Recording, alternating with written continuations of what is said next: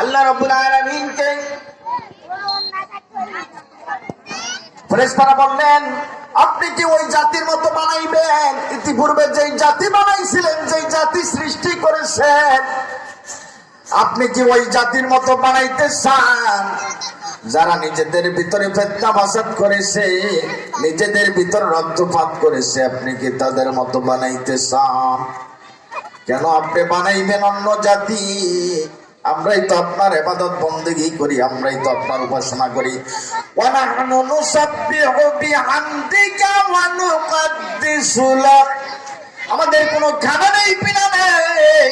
আমাদের যখন কোনো খানা পিনার অনুভব হয়, হে মহান সত্তা, আপনার উপাসনা করি, সঙ্গে সঙ্গে আমাদের ক্ষুধা নিবারণ হয়ে যায়, আমাদের খানা পিনার প্রয়োজন হয় না।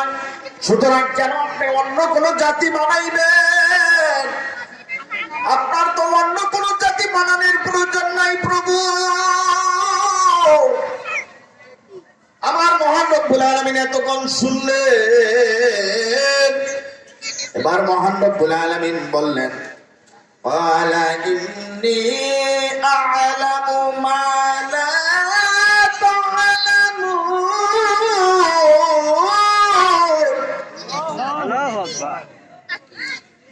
আমি যা জানি তোমরা তা জানো না। আমি তোমাদের কাছে পরামর্শ চাই নাই, তোমাদের কাছে যুক্তি চাই নাই, তোমাদের কাছে বুদ্ধি চাই নাই। আমি তো তোমাদের কাছে যুক্তি চাই নাই। আমি একজন প্রতিনিধি বানাইবো, একজন খলিফা বানাইবো, একটা জাতি বানাইবো। আমি আমার অভিমতটা ব্যক্ত করলাম তোমাদের সম্মুখে, আর তোমরা কত কিছু বলে ফেললা। ফেরেশতারা শর্মিন্দা হয়ে গেল, ফেরেশতারা নরম হয়ে গেল, ফেরেশতাদের আর কোনো কথা নাই। এবার আল্লাহ রাব্বুল আলামিন একজন জাতি বানাইবেন। কি দিয়ে বানাইবেন? মাটি দ্বারা বানাইবেন। মাটি দ্বারা একজন খলিফা বানাইবেন, একজন প্রতিনিধি বানাইবেন। মাটি দ্বারা খলিফা বানানোর জন্য আল্লাহ রাব্বুল আলামিন চারজন ফেরেশতা বেছে নিলেন। কয়জন? চারজন ফেরেশতা, হযরত জিবরাইল, মিকাইল, ইসরাফিল আর কে? আজরাইল। এবার জিবরাইলকে বললেন, জিবরাইল যাও এই পৃথিবীর বুক থেকে মাটি নিয়ে আসো। পৃথিবী তখন ভরপুর ছিল কিসের? পানিতে। পানিতে ভরপুর ছিল। জিবরাইল মাটি নেওয়ার জন্য 7 আসমান ভেদ করে পানির নিচে চলে আসলেন মাটি নেওয়ার জন্য। যখন মাটিতে হাত বাড়াইলেন, মাটি চিৎকার দিয়ে বলল, ভাই জিবরাইল, আমার কাছ থেকে মাটি নিও না, আমি তোমাকে মাটি দেওয়ার অনুমতি দিব না। কেননা আমার কাছ থেকে যদি তুমি মাটি নাও,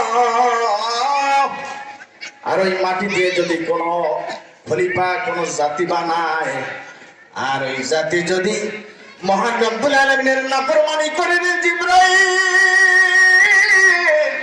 তাহলে আমি মাটি সহ্য করতে পারবো না। খোদার কসম, যেই খোদা তোমাকে আমাকে বানাইছে, ওই সত্তার কসম, ওই প্রভুর কসম, তুমি চলে যাও, তুমি চলে যাও। জিবরাইল মাটির কসম শুনে চলে আসলো। আল্লাহ রাব্বুল আলামিনের কাছে শর্মিন্দা হয়ে সিলিন্ডার ঘোষণা করলেন, আল্লাহ আমি অপরাধতা ঘোষণা করলাম, আমি করলাম না, আমাকে। আল্লাহ রাব্বুল আলামিন এবার মিকাইলকে পাঠাইলেন। মিকাইল চলে গেল মাটি নেওয়ার জন্য। মাটি আবার কসম দিয়ে বললেন, ইতিপূর্বে তোমার পূর্বে একজন ফেরেশতা ছিল, হে ভাই মিকাইল, সেও চলে গেছে, আমি তাকে কসম দিয়েছিলাম আমি মাটি দিব না। কেননা এই মাটি দ্বারা যদি কোনো খলিফা কোনো জাতি যদি বানায়, আর ওই জাতি যদি নাফরমানি করে, আমি মাটি সহ্য করতে পারবো না। আল্লাহ যদি নাফরমানি করে, তুমি চলে যাও, খোদার কসম। চলে গেছে মিকাইল। এবার ইসরাইল। এবার কার পালা? আজরাইল। আজরাইলকে বললো, যাও আজরাইল, এবার তুমি যাও। আজরাইল চলে আসলে মাটি নেওয়ার জন্য যখন হাত বাড়াইলেন, তাফসিরে জালালাইনের ভিতরে তাফসির ইবনে কাসিরে তাফসিরে কাশফের ভিতরে লেখেন, মাটি যখন নেওয়ার জন্য আজরাইল হাত বাড়াইলেন, মাটি যখন কসম দিয়ে বললে, আজরাইল তোমার পূর্বে 3 জন ফেরেশতা ছিল রে ভাই আজরাইল, তারা একে একে চলে গেছে, তুমিও চলে যাও, আমি মাটি দিব না রে আজরাইল। ইতিপূর্বে অনেক জাতি আল্লাহ বানাইছে, আল্লাহর নাফরমানি করেছে, জিন জাতি বানাইছিল, আল্লাহর নাফরমানি করেছে, আল্লাহ রাব্বুল আলামিন সদান বলে ধ্বংস করে দিয়েছেন। এবার যদি আবার অন্য জাতি বানায়, আমি মাটি দ্বারা যদি অন্য জাতি বানায়, আর ওই জাতি যদি আল্লাহর নাফরমানি করে, নিয়ামত ভক্ষণ করে, নিয়ামত গ্রহণ করে, যদি আল্লাহর নাফরমানি করে, ইবাদত বন্দেগী না করে, আমি মাটি সহ্য করতে পারবো না, চলে যাও। আজরাইল এবার চিৎকার দিয়ে বললেন, রে ভাই মাটি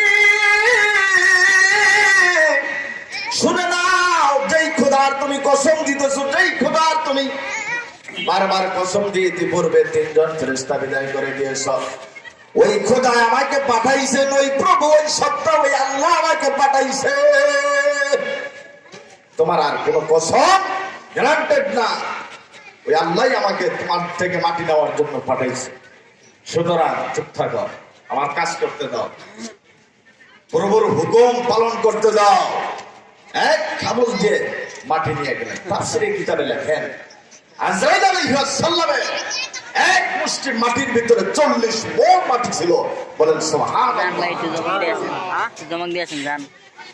হযরত আদম আলাইহিস সালামকে আল্লাহ রাব্বুল আলামিন বানিয়েছেন কত মণ মাটি দ্বারা? 40 মণ মাটি দ্বারা। আদম আলাইহিস সালামের দেশটা ছিল 10 হাত। কয় হাত ছিল? 10 হাত। আপনার যদি অর্থ সম্পদ থাকে দেখে আসবেন, জাবালে আদম, অনেকে ইউটিউবে দেখছে, কোথায় জাবাল আদম? কোথায় জাবাল আদম? সন্দ্বীপে, সরণদ্বীপ, শ্রীলঙ্কা। জাবাল আদম খ্রিস্টানরা, ইহুদিরা, নাসারারা, বৌদ্ধরা যেই পাহাড়কে পবিত্র স্থান মানে আখ্যায়িত করেছেন, যেখানে স্টপ করে রেখেছেন, থেকে অনেক উপরে, সকালে উঠতে গেলে সিঁড়ি বেয়ে বেয়ে দুপুর হয়ে যাওয়া 5,500 মিটার উপরে, সেখানে গিয়ে দেখতেন 360 বছর কেন্দ্রে ছিলেন হযরত আদম, এক পায়ের উপরে পাটার ছাপ এখনো রয়ে গেছে। আপনি যদি সেখানে যান, গিয়ে দেখবেন আদম আলাইহিস সালাম কত বিশাল ছিল।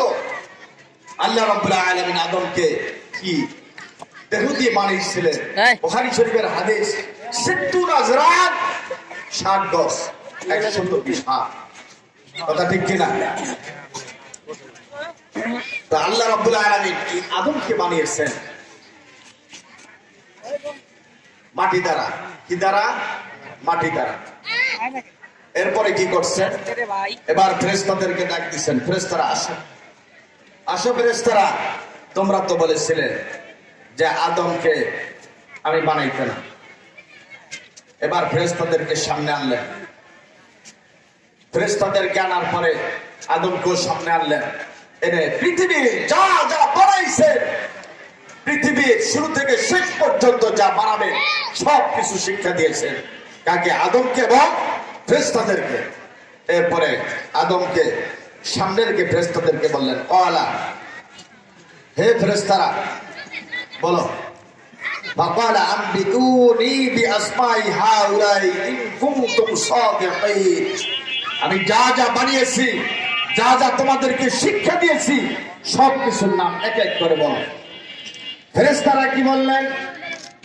ক্বালু সুবহানাকা লা ইলমা লানা ইল্লা মা আল্লামতানা ইন্নাকা আনতাল আলিমুল হাকীম। মহান রব্বুল আলামিন, আপনি মহান, আপনি ওই মহান সত্তা, প্রভু গো, আমাদের কোনো এলেম নাই, আপনি আমাদেরকে যতটুকু শিক্ষা দিয়েছেন, যতটুকু জ্ঞান দান করেছেন, ততটুকুর ভিতরে আমরা সীমাবদ্ধ। আমাদের কোনো এক্সট্রা পাওয়ার নেই, মানে আমরা কিছুই বলতে পারবো না, ভুলে গেছি আমরা। হ্যাঁ, আমরা সব ভুলে গেছি। আপনি তো প্রজ্ঞাময়, হিকমতওয়ালা। এবার আল্লাহ রাব্বুল আলামিন কি বললেন? কানা ইয়া আদম আনবিহুম বিআসমাই হাউলাই। হে আদম, এবার তুমি বলো, সব কিছুর নাম তুমি বলো, আমি যা যা তোমাকে শিক্ষা দিয়েছি।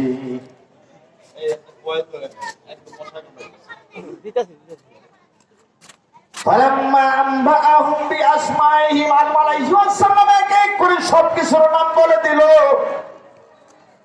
কোন জিনিসের নাম বাদ পড়েনি, আদম এক এক করে সব কিছুর নাম বলে দিল। বলেন সুবহানাল্লাহ। তাহলে আদমের পাওয়ার বেশি না ফেরেশতাদের পাওয়ার বেশি? মানুষের পাওয়ার বেশি না ফেরেশতাদের পাওয়ার বেশি? মানুষের মতো মানুষ হতে হবে, সালিমের মতো জালেম হলে হবে না। খুন খারাপি রাহাজানি করলে সমাজে লিডারশিপ হলে হবে না। মানুষের মতন মানুষ হতে হবে, মুসলমান হতে হবে। মুসলমান কাকে বলে? গর্দান হাদান বাতাআত। মুসলমান হতে হবে, মানুষ হতে হবে। অমানুষ হলে চলবে না। দুনিয়ার জমিনে তোমাকে লিডারশিপের জন্য বানায় নাই, তোমাকে খুন খারাপের জন্য বানায় নাই, অন্যের মাল মসুদ করার জন্য বানায় নাই, অন্যের মাল চুরি করার জন্য বানায় নাই, অন্যের উপর অত্যাচার জোর জুলুমের জন্য বানায় নাই। কথা ঠিক কিনা? বানাইছে। কিয়ামতের দিন বলবো লিমানিল মুল। কোথায় কোথায় সেই বাহাদুররা? কোথায় সেই লিডার? কোথায় সেই নাফরমানগুলি? কোথায় সেই নেতা? আসো, আইনাল মাফা, পালাবে কোথায়? আজকে বাদশাহ আমি, আজকে পালানোর জায়গা নাই। এ ভাই, দুনিয়াতে আপনাকে আমাকে পাঠাইছে কি জরুরির জন্য? আলেমুল আমাদেরকে কষ্ট দেওয়ার জন্য? আপনাকে আমাকে কি পাঠাইছে অন্যের মাল, অন্যের জমি দখল করার জন্য, ভোগ বিলাসিতার জন্য? এর জন্য তো পাঠান নাই আল্লাহ রাব্বুল আলামিন। আল্লাহ রাব্বুল আলামিন আপনাকে আমাকে পাঠাইছেন ইবাদত বন্দেগীর জন্য, উপাসনার জন্য। কথা ঠিক কিনা?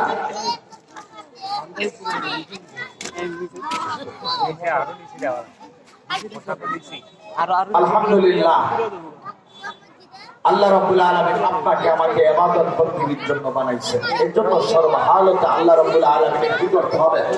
ইবাদত বন্দেগী করতে হবে। এই দুনিয়ার জমিনে নবীকে মহব্বত করতে হবে, নবীর অনুসরণ করতে হবে, আল্লাহর অনুসরণ করতে হবে। আতিউল্লাহ ওয়া আতিউর রাসূল, আল্লাহর অনুসরণ করতে হবে, নবীদের অনুসরণ করতে হবে। কথা ঠিক কিনা? আমি এর জন্য বলছিলাম যে প্রথমে সৃষ্টি করেছেন, কথা মনে থাকবো যা যা বলেছি। আল্লাহ রাব্বুল আলামিন এই সৃষ্টির পূর্বে কি সৃষ্টি করেছিলেন? নবীজির নূরকে সৃষ্টি করেছেন। কথা ঠিক কিনা? এই জন্য আল্লামা ইকবাল বলেন, আসে মাজুমি লোহে কলম সাত সিতারে, हर चीज में है नूर मोहम्मद के नजारे, हर चीज में है नूर मोहम्मद के नजारे। आसमान जमीन लोहे कलम चाँद सितारे, सब কিছুর ভিতরে মুহাম্মাদের নূর নিহিত। কার নূর নিহিত? মুহাম্মদ সাল্লাল্লাহু আলাইহি ওয়াসাল্লামের নূর নিহিত। এজন্য নবীজির অনুসরণ করবেন। আল্লাহ রাব্বুল আলামিন আমাদেরকে মানুষ হিসেবে বানিয়েছেন, বেশি বেশি শুকর আদায় করবেন, নাফরমানি করবেন না, মানুষের মতো মানুষ হওয়ার চেষ্টা করেন। আল্লাহ রাব্বুল আলামিন কোরআনে পাকের ভিতরে বলেছেন, উলাইকা কাল আনআমি বাল হুম আদাল, ওই সমস্ত মানুষগুলো চতুষ্পদ জানোয়ারের চেয়ে নিকৃষ্টতম। কারা? যারা আল্লাহর ইবাদত থেকে গাফেল, যারা আল্লাহর নাফরমানি থেকে গাফেল, যাদেরকে আল্লাহ বানিয়েছেন ইবাদত বন্দেগীর জন্য, কিন্তু তারা কি করে? নাফরমানি করে। কেন? আল্লাহ রাব্বুল আলামিন কোরআন পাকের ভিতরে বলেন, কি বলেন? কাইফা তাকফুরুনা বিল্লাহি ওয়া কুনতুম আমওয়াতান সুম্মা ইউমীতুকুম সুম্মা ইউহয়িকুম সুম্মা ইলাইহি তুরজাউন। হে বান্দা, কি করে কাইফা তাকফুরনা বিল্লাহ, কিভাবে আল্লাহর সাথে নাফরমানি করো, কিভাবে আল্লাহর সাথে শিরক করো, কিভাবে কুফরি করো। তোমরা ইউমিতুকুম, তুমি ছিলাম এই তো, আমি তোমাকে জীবিত করেছি, এরপরে আবার তোমাকে আমি মৃত্যু দান করেছি, এরপর আবার তোমাকে আমি জীবিত করবো, তারপর আমার নিকট তুমি ফিরে আসবে। তাহলে কিসের অহংকার, কিসের বাহাদুরি। আল্লাহ রাব্বুল আলামিন আমাদের সকলকে দ্বীনের জন্য কবুল করুন, ইসলামের জন্য কবুল করুন। আল্লাহ রাব্বুল আলামিন আমাদের সকলকে বেশি বেশি ইবাদত বন্দেগী করার তৌফিক দান করুন। অন্যান্য হুজুররা আছেন, আলোচনা করবেন। আমি আমার সংক্ষিপ্ত শেষ করেছি। ওয়া আলাইনা ইল্লাল বালাগ বিরহমাতিকা ইয়া আরহামার রাহিমিন। আসসালামু আলাইকুম ওয়া রাহমাতুল্লাহ।